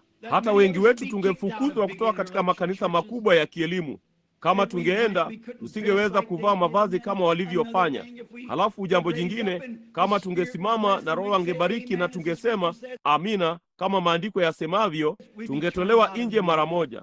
Na wengi hawangepokelewa, baadhi yao kwa sababu ya rangi yao, baadhi yao kwa sababu ya kanuni yao ya imani, baadhi yao kwa sababu ati wanakupenda wewe sana na wana roho. Wamekufa kwa mambo ya ulimwengu na wamezaliwa upya, lakini wanao uzima mpya, uzima wa mtumishi. Lakini tumekusanyika hapa Bwana, chini ya paa hili dogo ambalo wewe umetupatia, ambalo tunathamini. Sasa Bwana, jalia ijulikane ya kwamba wewe ndiwe Kristo, yeye yule, na ya kwamba huyu mkuu tunayenena habari zake, yeye yupo sasa kujulisha na kufanya kama vile yeye alivyofanya alipokuwa hapa duniani. Jalia Baba wapate kuona na kuamini. Kwa maana ninaomba katika jina la Yesu. Amina. Je, unaamini kwamba unachoomba unapata? Imani ni nini? Imani ni ukweli. Imani ni kitu ambacho unajua hakika. Imani si kitu unachobahatisha. Imani ni kile unachojua. Unaona, kitu kinachoshuka nafsini mwako. Natamani wale ambao hawanijui nami siwajui na bado una haja au shauku, naomba muinue mikono yenu tena. Nataka tu kupata wazo la kijumla, kila mtu hapa ndani nisiyemjua. Vema, ni kila mahali tu. Sipendi kuongea na watu ninaowajua kwa sababu wengine wangesema anawajua, lakini kuna mikono mingi iliyoinuliwa ambao sikuwajua. Sasa kama Bwana Yesu atalijalia hili, je, ninyi wengine mtaamini kwa moyo wenu wote na kukubali uponyaji wenu na chochote kile? Tafadhalini na tunini mioyoni mwetu tuombe. Yesu, ondolea mbali mashaka yote. Mbona Yesu hawezi kutilia shaka? Ikiwa tuko katika mfano wake, tunaamini. Yeye alimwamini Mungu, alikuja kufanya mapenzi ya Mungu. Hakujali kile mwanadamu alichosema ama mtu mwingine alichosema. Alikuja kufanya jambo moja, kuwa mtumishi wa Baba yake, naye Baba yake alikaa ndani yake. Tunakuja kuwa mtumishi wa Mungu. Roho Mtakatifu anakaa ndani yetu. Tunataka kumtumikia. Nitamzingatia mwanamke mweusi aliyeketi moja kwa moja hapa nyuma. Naamini aliinua mikono yake kwamba sikumjua. Kwa kuwa vema, kuna wawili wao pale. Vema, hakuna mmoja wenu kina mama anayenifahamu au ninayemfahamu. Kama hiyo ni kweli, inueni mikono yenu ya kwamba siwajui. Inueni mikono yenu. Vema, hatufahamiani. Katika maandiko ilinenwa, sababu ya mimi kuwaona ninyi mlikuwa watu weusi. Mnaona, kulikuwa na mwanamke wakati mmoja katika Biblia, mlango wa 4 wa Yohana Mtakatifu. Yesu alikuja karibu na kisima na palikuwa na mwanamke Msamaria. Alikuwa mwanamke wa jamii nyingine. Ndipo Yesu akazungumza naye dakika chache tu, mpaka akapata kujua shida yake ilikuwa nini na kumwambia shida yake ilikuwa ni nini. Basi alipomwambia shida yake, akasema, Bwana, naona ya kuwa wewe ni nabii. Sasa tunajua Masihi ajapo, yeye atatuambia mambo haya. Lakini hawakuelewa yeye alikuwa ni nani. Mbona? Akamwambia, nani wewe? Ndipo Yesu akasema, mimi ninayesema nawe ndiye. Akarudi mjini alikotoka na kusema, njooni muone mtu aliyeniambia mambo niliyofanya. Akaniambia, kuna shida gani? Haimkini huyo kuwa ndiye Masihi. Je, ninyi wanawake mliwahi kusoma hayo? Hakika Yohana Mtakatifu mlango wa 4. Naam, kama Yesu ni yeye yule jana, leo na hata milele. Nawe umesimama yadi 20 kutoka kwangu, ama umeketi hasa. Je, unaamini ya kwamba Yesu yeye yule akinena kati yetu angeweza kunifunulia utakacho kutoka hapa. Kama nimewaambia kweli, kwa kuwa Biblia hii ni kweli, yeye anaweza kufanya hivyo, sivyo? Kama atafanya hivyo, mtaamini. Huyo mwanamke hapo mwishoni akinitazama hivi, anasumbuliwa na ugonjwa wa mgongo ambao anataka aponywe kutokana nao. Hiyo ni kweli kabisa. Kama hiyo ni kweli, inua mkono wako, mama uliye hapo mwisho. Haya basi. Sasa vipi kuhusu wewe mama? Je, unaamini pia? Ninaamini ulisema hatufahamiani pia karibu naye. Una matatizo ya kichwa chako na una tatizo la ngozi pia. Kama hiyo ni kweli, inua mkono wako. Sasa nendeni nyumbani. Nyote wawili mnaweza kuwa wazima. Imani yenu imewaponya. Je, mnaamini ya kwamba Yesu yuko hapa usiku wa leo? Vipi kuhusu baadhi yenu wengine jengoni? Mahali pengine, aminini. Huyu hapa mwanamke ameketi hapa akiomba. Yeye ni shujaa. Ninamjua, lakini siwezi kujizuia kwa kuwa hiyo nuru inaning'inia juu yake. Huyo ni binti Bruce. Sasa binti Bruce, sijui lolote kuhusu tatizo lako. Uliponywa kansa wakati mmoja, lakini papo hapo kwenye mlango huo, mara ya kwanza nilipowahi kukuambia, nilipopata kukuona umesimama kwenye mlango huo, Roho Mtakatifu aliniambia jambo ambalo hakuna mtu anayejua mbali na wewe na daktari. Hiyo ni kweli, sivyo? Je, unaamini anaweza kuniambia tatizo ni lipi sasa? Ninakufahamu, ila sijui shida yako ni nini. Sina habari. Hakika umeponywa ile kansa, lakini siwezi kuiepuka hiyo nuru inayoning'inia juu yako. Unaona? Imekaa papo hapo. Sasa naona mtu mwingine akiinuka. Sio kwa ajili yako. Ni kwa ajili ya mtu fulani aliye na kansa. Hiyo ni kweli kabisa. Halafu ninamwona mwanamke ama kitu fulani. Yeye ni mwenye dhambi ama kitu fulani, ana mazoea ya kunywa pombe ama kitu fulani. Nawe umebeba leso mbili nipate kuziwekea mikono yangu kwa ajili ya ukombozi wao. Hilo ni Bwana asema hivi. Hiyo ni kweli kabisa. Sasa wewe kuwa mwamuzi. Je, hiyo ni kweli? Kama hiyo ni kweli, inua mkono wako. Mtu fulani nyuma hapa ndani ambaye simjui, inua mkono wako. Mtu ambaye simjui. Hapa kuna. Hiyo ni nini? Inua mikono yako tena papo hapo pembeni. Kuna wanawake 4 ama 5 wameketi pale. Je, mnaniamini mimi kuwa mtumishi wake?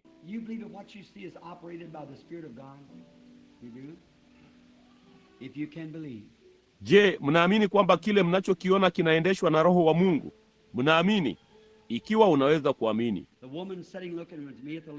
Mwanamke anayeketi akiniangalia, amevaa kofia ndogo, amevaa miwani, hereni nyeupe.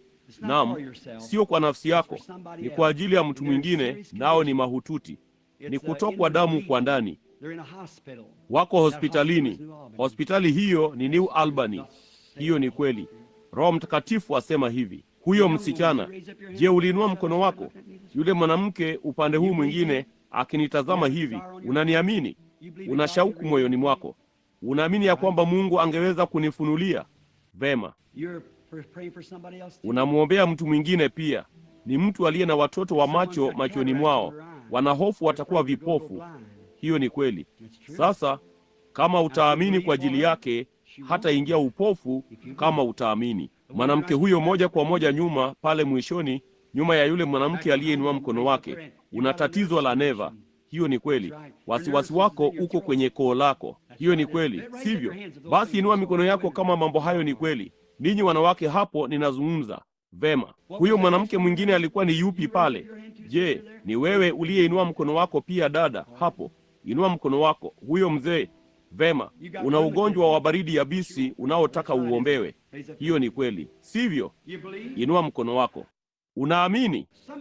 Somebody in the back of the church believe.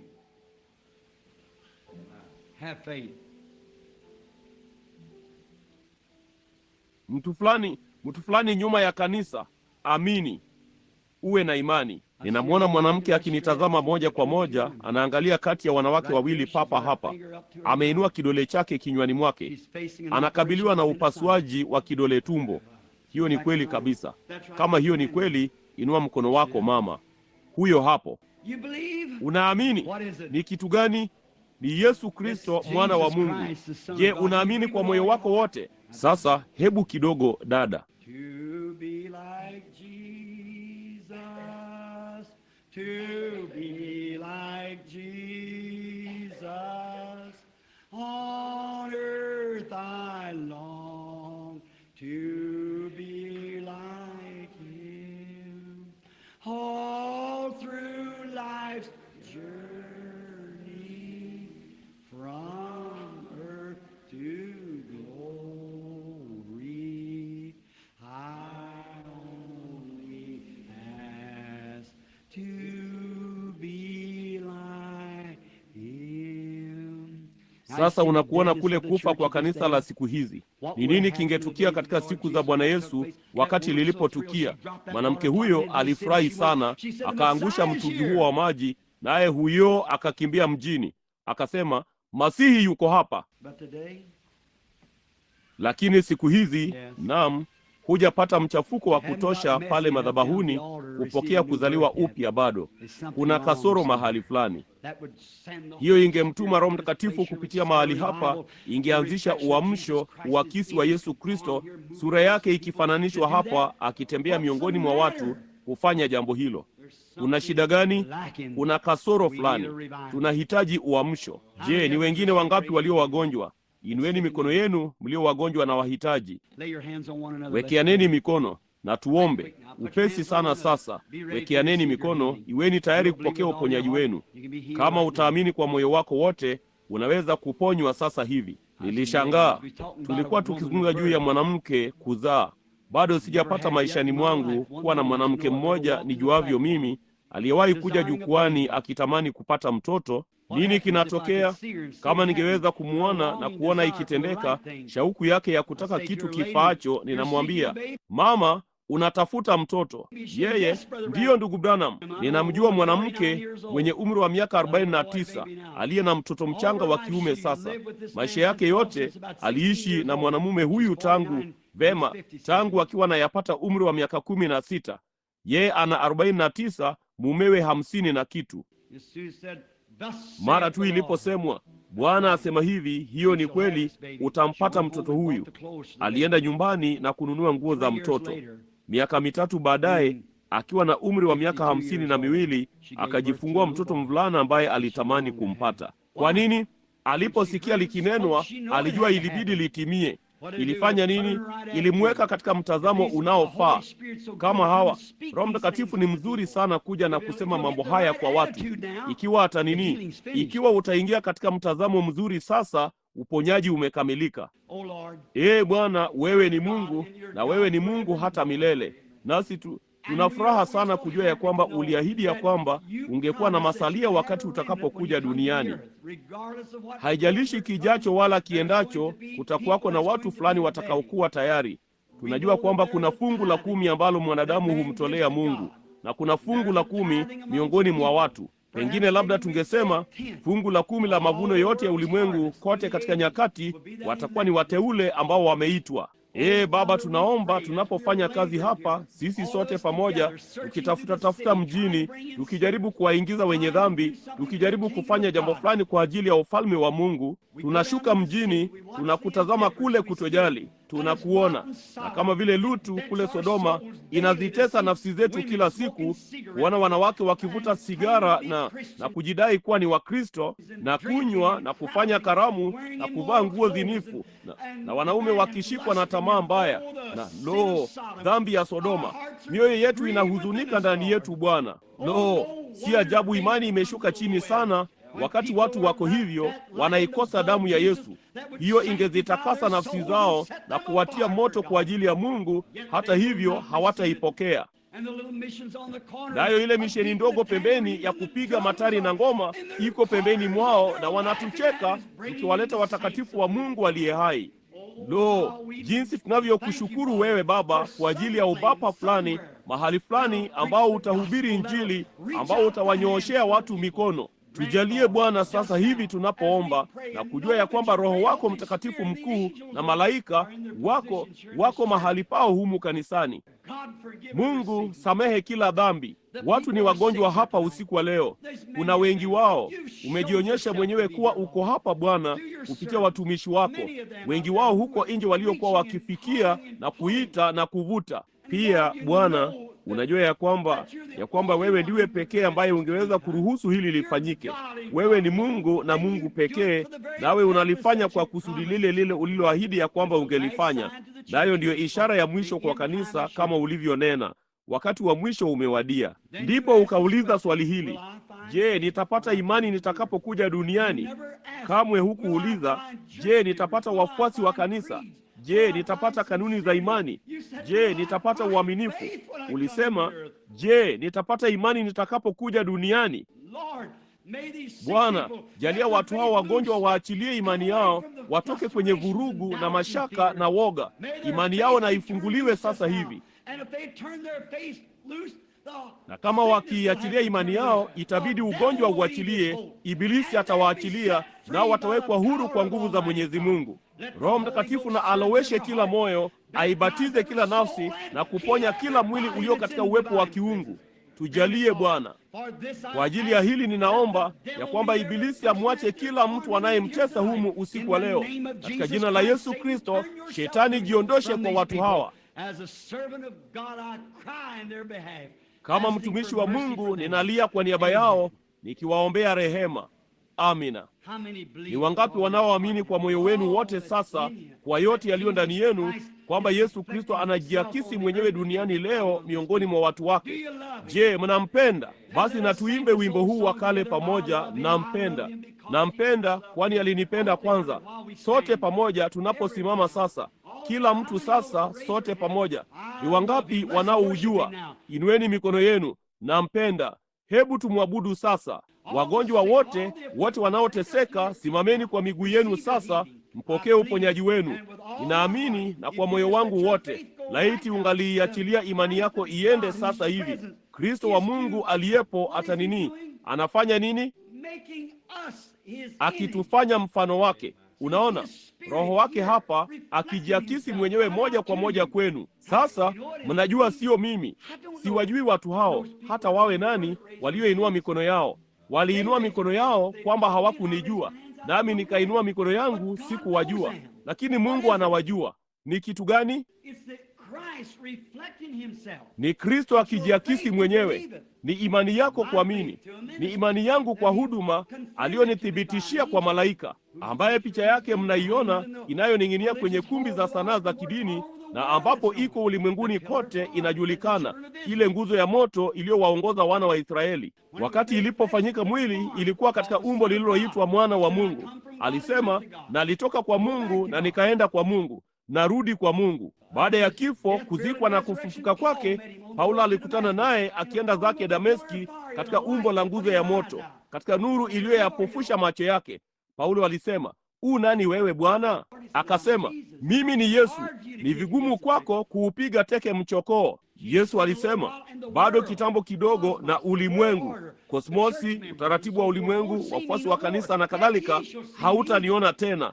Hata hivyo ninyi mtaniona, kwa kuwa mimi, kiwakilishi nafsi, mimi Yesu yule yule, nitakuwa pamoja nanyi hata ndani yenu, hata ukamilifu wa dahari. Na kazi nizifanyazo mimi, ninyi nanyi mtazifanya, nyingi kuliko hizi mtazifanya, kwa kuwa mimi naenda kwa Baba yangu. Amina. Lo, jamani!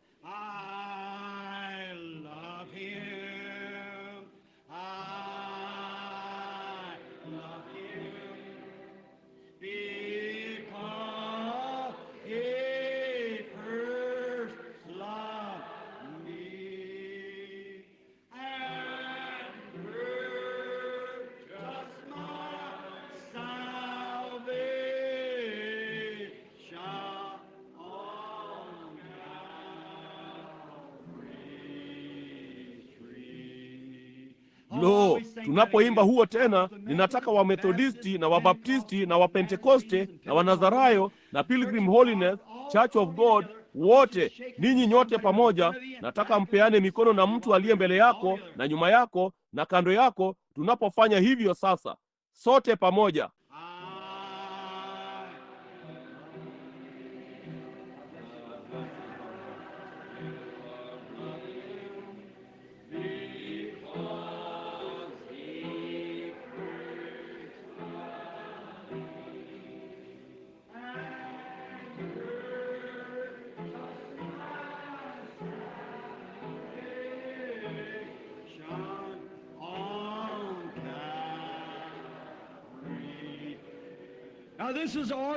Sasa huu ndio utaratibu wa ufufuo.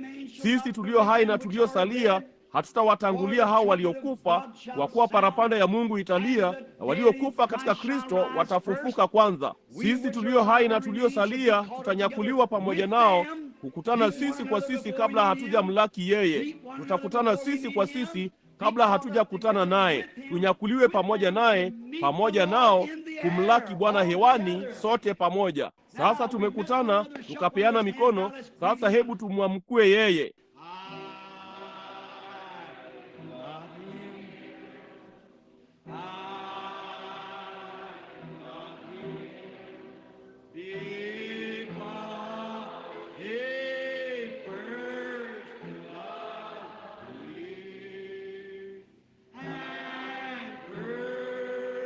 Just my salvation on Uimbeni polepole. Msichana mmoja aliondoka papo hapo mstarini, akaja papa hapa na kupiga magoti madhabahuni, akiugua na kulia. Je, wapo wengine hapa wanaohisi ushawishi huo huo, wangependa kupiga magoti pamoja naye? Tungefurahi ukija mara moja hapa na kuchukua nafasi. Mungu akubariki ndugu. Je, mtu mwingine anaweza kuja moja kwa moja huku? Hilo ni sawa. Nifinyange Bwana na unifanye. Shuka kwenye nyumba ya mfinyanzi. Mtu mwingine anakuja kuchukua nafasi.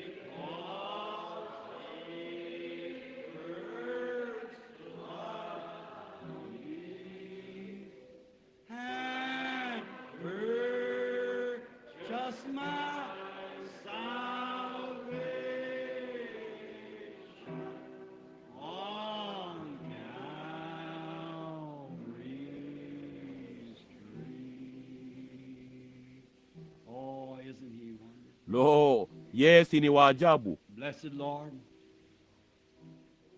this young woman thou knowest I do not. Bwana mbarikiwa, msichana huyu unamjua wewe, simjui mimi. But there is some strange thing struck her just a Lakini kuna kitu cha kigeni kilichomgusa muda mfupi uliopita, hata akatoka kwenye kusanyiko akaja bila ushawishi wowote. Huyo alikuwa ni wewe Bwana. She knelt here at the altar, while loved ones near with their arms around her. Amepiga magoti hapa madhabahuni, huku wapendwa walio karibu wakimkumbatia, wakiomba rehema na mwongozo na nguvu za kiroho kwake. Na lifanyike Bwana. Imeandikwa, sasa na ifanyike, kwamba hutawanyima chochote chema wale waendao kwa unyofu mbele zako. Ahadi zako ni ndio na amina kwa wale wote watakaokupenda na kukufuata wewe. Hebu msichana huyo ajue hili hakika usiku wa leo, ya kwamba hakuna kitu mbinguni kilichoahidiwa katika neno la Mungu, ila kwamba Mungu anataka hata na zaidi kukimwaga moja kwa moja moyoni mwake wakati huu. Jalia kuwe na fungu kubwa sana la kuridhisha atakalopewa wakati amepiga magoti akisujudu madhabahuni.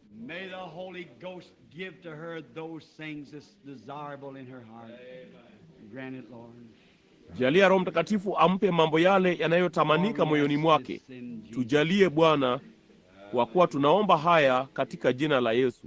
He first loved me and purchased my salvation.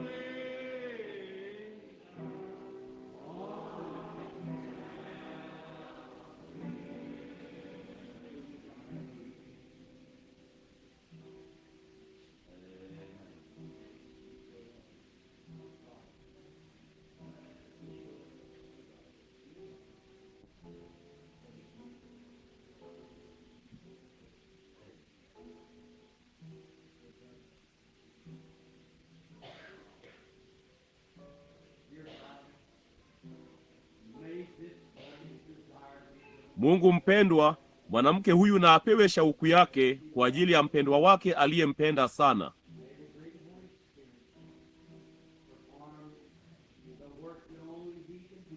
Jalia Roho Mtakatifu mkuu aifanye kazi ambayo ni yeye pekee awezaye kuifanya kwa wakati huu. Tunayakabidhi yote kwako, tunaomba kwamba Fadhili zako ni bora kuliko uhai, Daudi alisema hivyo. Kwa kuwa fadhili zako ni bora kwangu kuliko uhai, midomo yangu itakusifu. Mpe shauku ya moyo wake Bwana. Wakati kanisa hili pamoja nami mhudumu wako tutanini na wahudumu wengine walioko humu jengoni, tunaiombea haja yake kwa uaminifu katika jina la Yesu Kristo. Amina.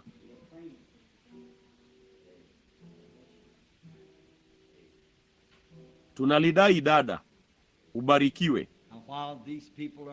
Sasa wakati watu hawa wakijiweka wakfu wenyewe kwa Bwana, wakati Roho wake anapotembea humu jengoni, ningependa tusimame kwa dakika moja tu. Mchungaji anawashughulikia madhabahuni. Hebu tuwe katika maombi kwa muda mfupi tu sasa. Anakuja huku. Basi hebu tuwe tukiimba sasa. Anazungumza na kila mmoja.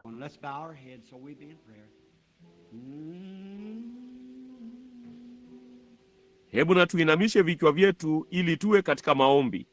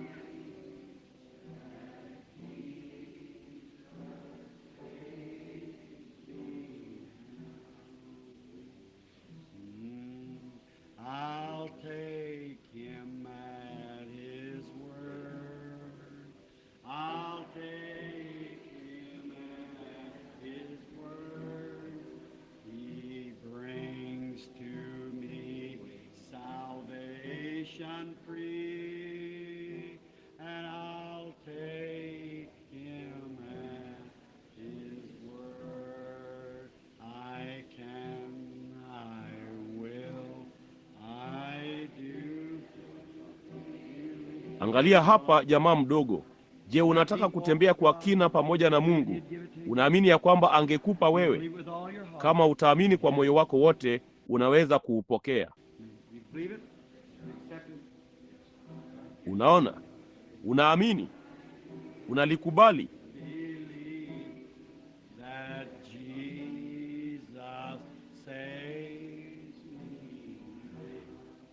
Wote wampendao, inueni mikono yenu. Mseme, ninampenda kwa yote yaliyo ndani yangu. Yeye si ni waajabu. Tunapoinamisha vichwa vyetu katika maombi ya kufunga tu, kumbukeni ibada kesho usiku. Nitawaulizeni hivi, mkipenda sasa haraka iwezekanavyo, kila mmoja wenu aliyeinua mkono wake kwa ajili ya wokovu kutembea karibu zaidi, amini umepokea. Ikiwa huwezi kuuhisi, chukua mtoto aliyeasiliwa. Unaona? Endelea kusema unayo hadi iwe halisi. Wewe uliyekubali uponyaji wala husikii tofauti yoyote, unasema imani yangu haitoshi kuihamisha sasa hivi, ndugu Branham. Chukua njia ya mtoto aliyeasiliwa. Endelea tu kusema, Bwana, nimepona, ninaiamini. Itakuja, itakuweka katika hali ifaayo, unaona, na ndipo imani yako itakuwa sawa, italichukua. Liamini tu kwa moyo wako wote. Sasa kesho usiku ibada zitaanza saa 1:30 wakati wa kawaida, kesho usiku na kila usiku juma hili. Njooni mkamsikie ndugu Neville na wahudumu hawa wengine, na sisi sote pamoja tunaojaribu kuleta uamsho. Mungu awabariki. Hatuwezi kuuleta, hamna budi kuuleta pamoja nasi kwa kuomba, kuja kuwepo hapa. Mungu awe nanyi. Sasa laiti ninyi mara tu tunapofumukana upesi uwezavyo, ili muondoke humu jengoni. Tuna takriban nusu saa ya mazoezi hapa yatakayofanyika, na baadhi ya hao watu wanafanya kazi, nasi tutainamisha vichwa vyetu. Nami naamini nilimsikia ndugu Juni Jackson nyuma kwenye kusanyiko. Ndugu Junior, uko hapa usiku wa leo? Yule ndugu kutoka New Albany, kanisa la Methodisti. Vema, ndugu Jackson, utaturuhusu tuondoke kwa maombi?